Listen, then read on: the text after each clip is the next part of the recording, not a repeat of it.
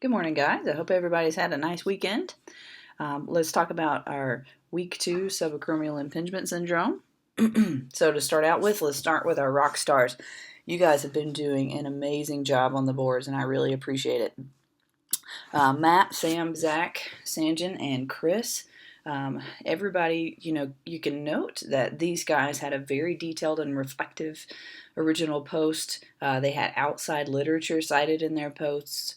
They had great involvement on the discussion boards, meaning they had more than one interaction with another group member, and their response posts were in early, and they had a lot of dialogue going back and forth with TAs and other group members. So great job.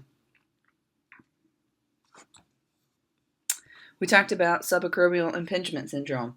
The diagnosis, we looked at Michener versus Park.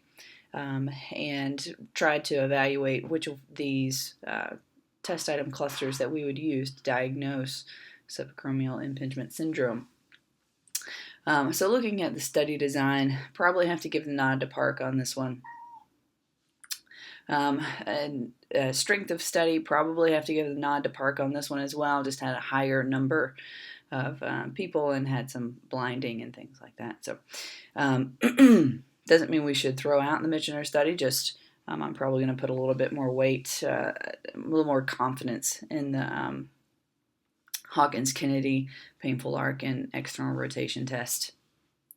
Takeaways from these is these tests are probably much better for ruling in versus ruling out. They have a higher positive likelihood ratio, not a super strong negative likelihood ratio. NIRS is probably one of the best screening tools we have for this condition.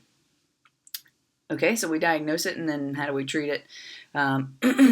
There was some good debate about, does the diagnosis truly matter? It may matter some in terms of prognosis and impairments that I may look for, but just diagnosing SIS is not going to lead me to a good treatment.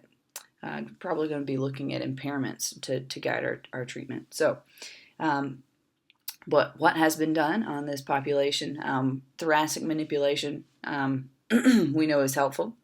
Our glenohumeral mobs, kind of our bread and butter in this population, and then mobilization with movement. And all of these are from your required and additional readings on Dropbox. So some other things that came up this week.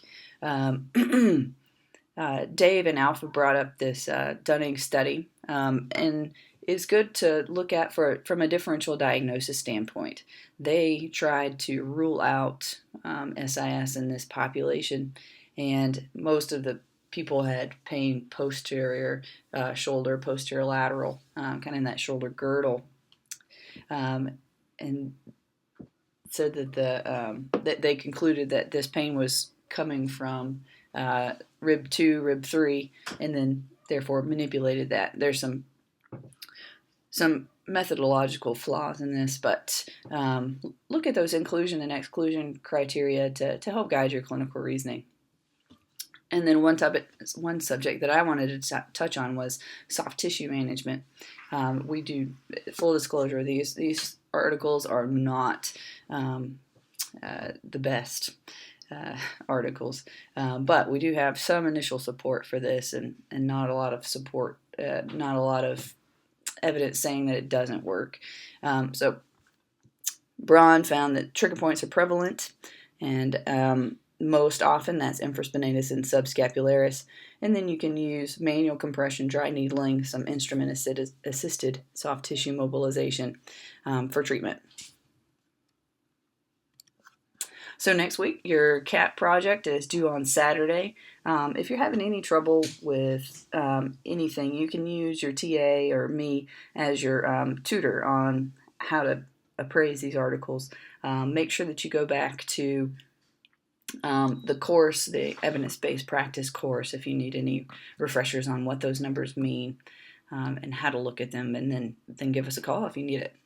Next week, we're talking about lateral elbow pain, a review of elbow, wrist, hand, manual therapy, and exercise.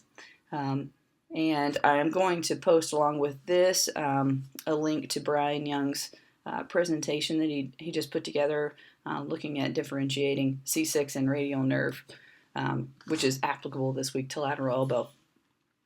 And in your post, just be sure to cite appropriately. At least put the author's name and year in your post. If you're going to put it in Dropbox, that's fine. But make sure that you at least put that article and year so that sometimes I don't have to go to Dropbox to know what you're talking about, but I can't just figure it out from not having that information. Okay, so if you guys have any questions, be sure to reach out. Make sure your questions are answered for the week, and I look forward to reading again next week.